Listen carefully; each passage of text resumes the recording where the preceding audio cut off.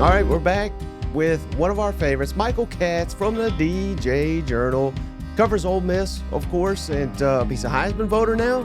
He's an AP Top 25 voter, so I can only imagine the interactions he's having on Sundays when that bad boy drops. Michael, thank you for taking the time. Absolutely, man. It's funny. I actually got a really disgruntled Ohio State fan emailing me that I was like too mean to them all season, and I was just like, dude, you're in the playoff. Like, what do you care about me for right now? My vote does not matter anymore. Like, I'm begging you, please find something to do. Yeah, so when we grew up, when we want to get into this profession, it's like a dream to become a Heisman voter and an AP voter. And little did we know it was going to cause nut job Buckeye fans to email us in the middle. Probably usually the most weird, I don't know about you, the weird emails I get, they hit my inbox around 2 or 3 a.m. Literally, I was just gonna say like 3 a.m. is like right when that's nut job unhinged hours apparently. And that they were coming in on Twitter for my Heisman ballot. I thought it was very harmless. I didn't think it was that bold, but apparently some people had thoughts. God, I'm never volunteering information ever again, I guess is the moral of the story here. Yeah, well, just don't vote real Will Rogers #1 ever again. But, Yeah, well, yeah. Miller Moss from USC. But I wanted to have you on because you wrote a great piece on Ole Miss and just kind of I've called it a damn failure because it was last dance, and that's not my words, that's theirs. Last dance, this is the best preseason Ole Miss team ever, and they came up just short. But you had a little more nuanced opinion. You're not one of these hot takers like me. Why do you not have it labeled as a complete failure and a bust? I think that when you look at Ole Miss, perspective is really important, especially like historically for what this program has been. Let's be honest. There's been some really good patches for Ole Miss here and there. A lot of times it's been coming up short, and there's been a lot of inconsistency. Ole Miss, I believe, has 9-10 win seasons ever in 120 whatever years of football. That's crazy. If they win the Gator Bowl, they will have their third in 4 years. They are in, again, this is an Ole Miss program that before Lane got there was in pretty dire straits. This was not a program that people thought could be a national title contender.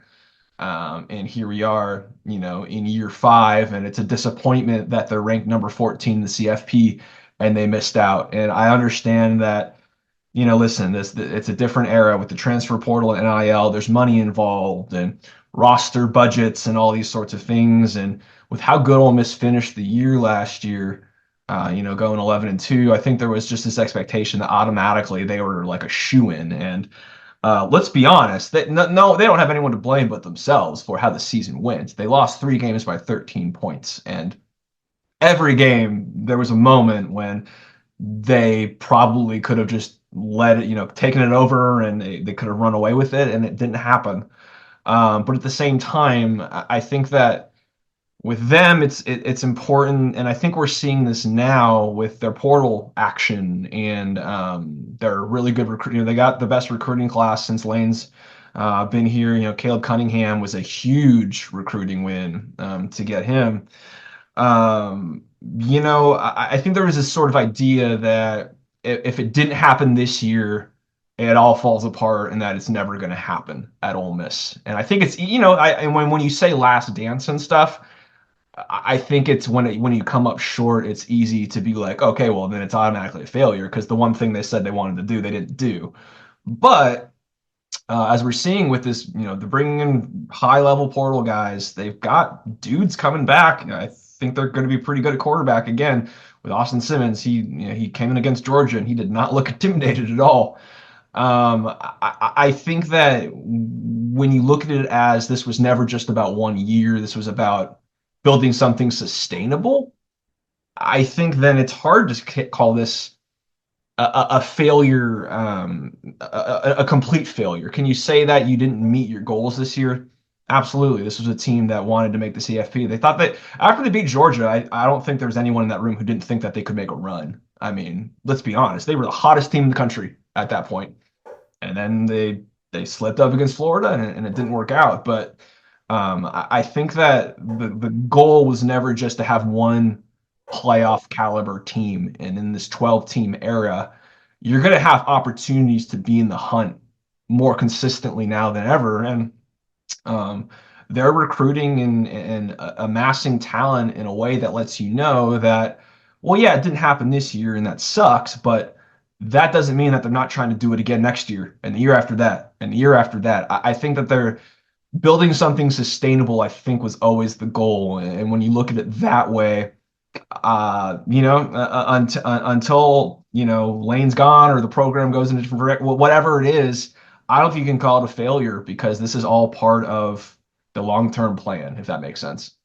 Right. And, one thing that is, I'm sure, you're well aware, your readers are well aware, and those that follow Ole Miss, but I think nationally, whereas Lane Kiffin, Jackson Dart, they get all this blame for not finishing the deal. I think what will be not discussed enough nationally is just how great this defense was, and you're seeing it in the portal. They're getting edge guys from LSU. They're getting a high touted corner from Arkansas, Nebraska defensive end. I mean, they are clearly, this has got Pete Golding's fingerprints all over it. And to your point of sustainability, their recruiting victories in high school and in the portal, a lot of that's due to Pete Golding. How much does that set up the Ole Miss for sustained success now that they're not just I don't want to say gimmick is the wrong word, but just a high potent offense. I mean, this is a complete football team. Yeah, I mean, if we're being honest, the defense carried them for the majority of the year. The offense had its moments where it was really good, but it was not always perfect. The defense did not have very many bad days. I mean, this was an elite group, tied for fourth nationally in scoring, led the nation in sacks. I think that Walter Nolan and Princely Emmanuelen doing what they did as transfers. Walter was a first team All American, Princely was first team All SEC. That's Golding's impact, and Centurion Perkins, who was a 5-star guy they recruited, he's got 10 and a half sacks this year as a true sophomore, his first year playing defensive end.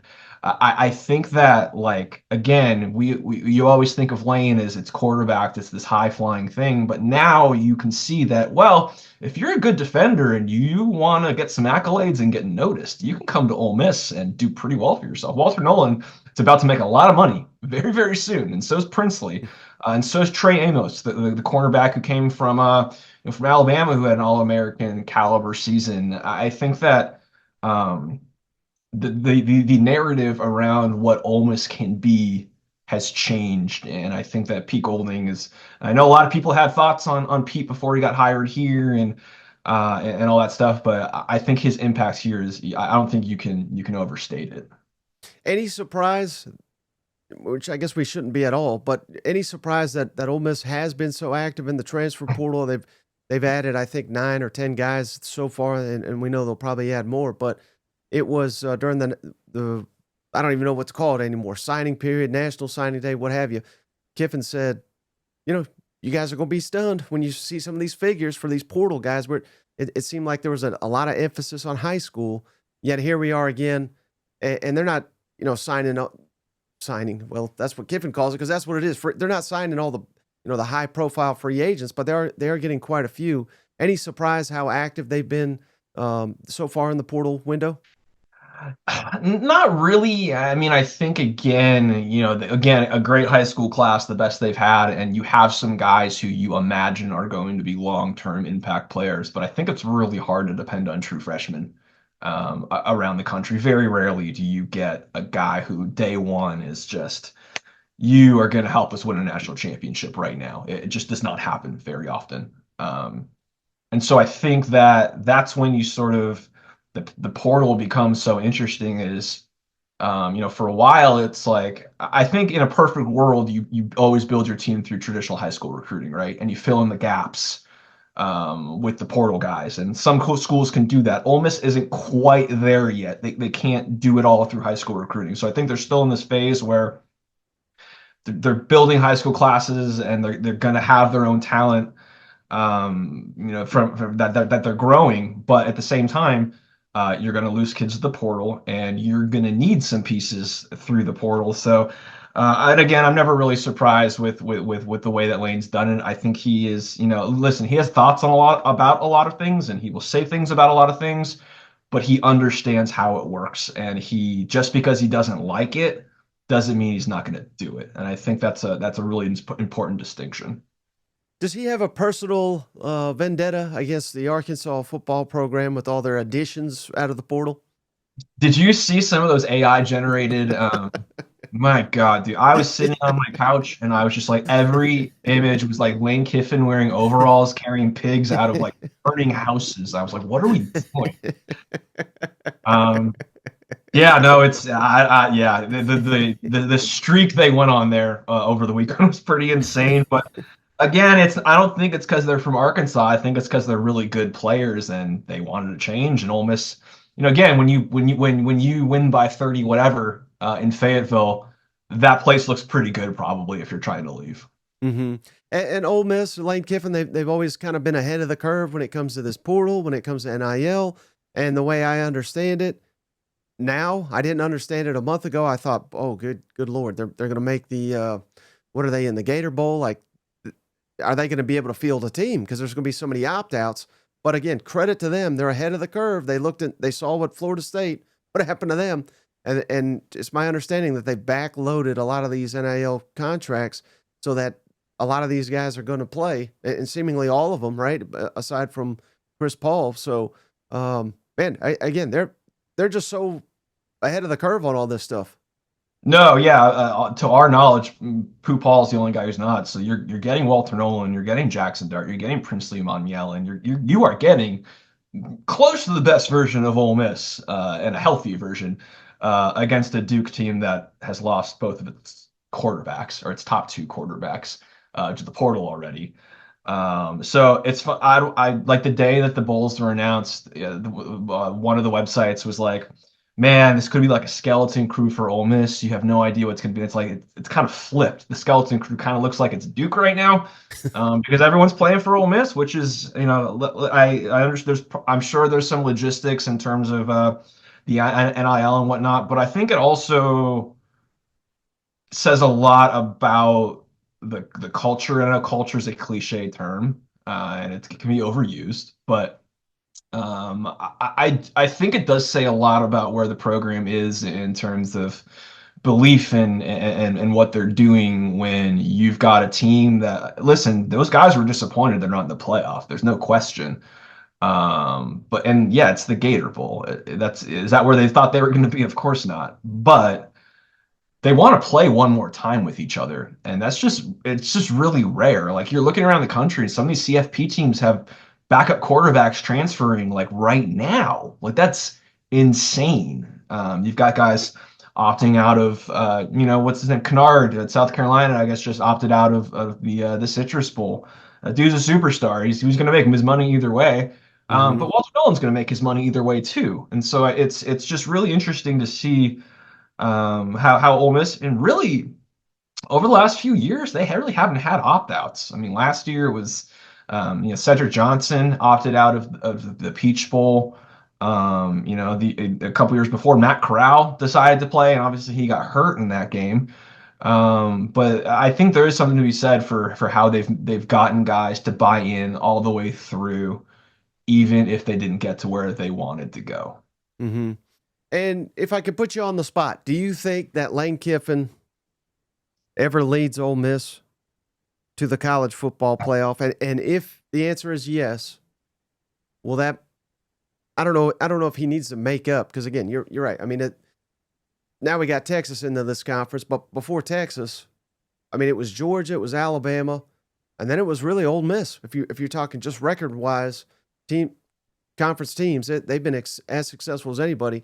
So it's not like he owes them the playoff. But even in your column, you said, man, fans are going to remember this forever for not making the playoff. Can that be forgiven if he does lead Ole Miss to a playoff before he exits?